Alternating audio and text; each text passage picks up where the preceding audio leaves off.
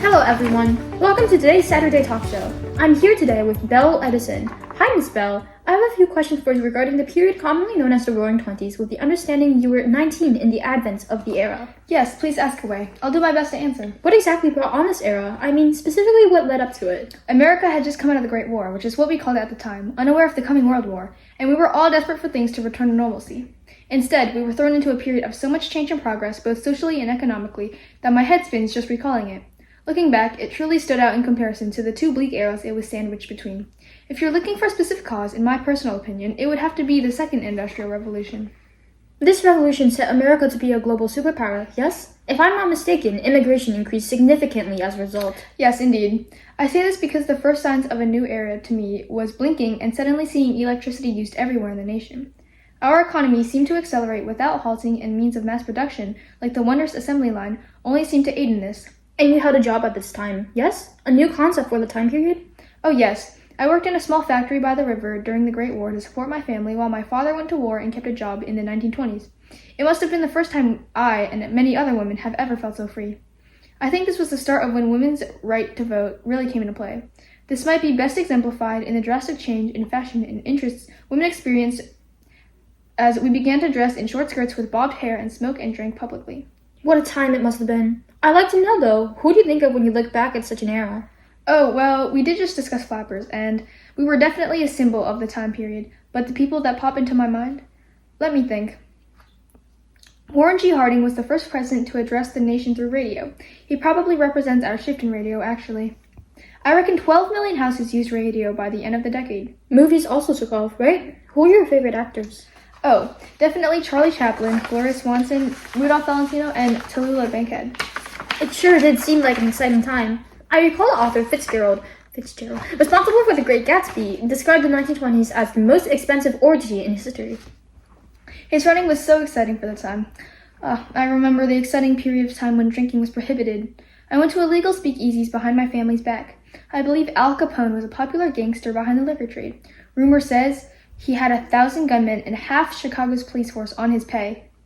How frightening! I hear the nation also grew extremely xenophobic and restricted immigration law, yes?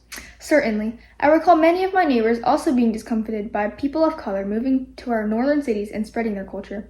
Oh, how frightening the Ku Klux Klan was. 2 million dangerous, bigoted members. One good thing came of it for people of color, though, yes? The NAACP helped build black political power and end some of the structural racism. I'm curious how exactly you describe the decade, though. Perhaps a period of progress? Following President Woodrow Wilson, we had 3 Republican presidents to lead the nation. That brought on the first amendment to ever be completely repealed in the history of the nation. Alcohol prohibition, yes? I recall following this amendment was when women finally gained the right to vote. Yes. Following such a silly amendment came the amendment to finally guarantee women some rights, ironically enough. I believe women's freedoms, flappers, the Ku Klux Klan, and more characterize this area. Many disturbing racist groups came to power. Tell me about how art and music changed. Much of it originated from the Harlem Renaissance, which revived African American culture. Much literature also arose to criticize the decadent way of life we lived, with Fitzgerald's Great Gatsby being the most memorable. Certainly. We also look back to see this decade as a period of economic growth, from saving during the Great War and a sudden eagerness to spend. Ah yes, the rise of stock markets certainly soared. I recall schools began to teach us evolution too. Medicine also grew advanced, and soon insulin was commonplace to treat diabetes. Vaccinations and penicillin also grew widespread. Gay culture arose, along with drag balls too. I'd call this era a period of rocky progress and drastic change. That perfectly sums it up. How was America at the time, though? What was it like to live there? Starting in 1920 and ending in 1929, preceding the Great Depression and from the Great Stock Market crash, well, the most noticeable change to living here was the increase of people in cities.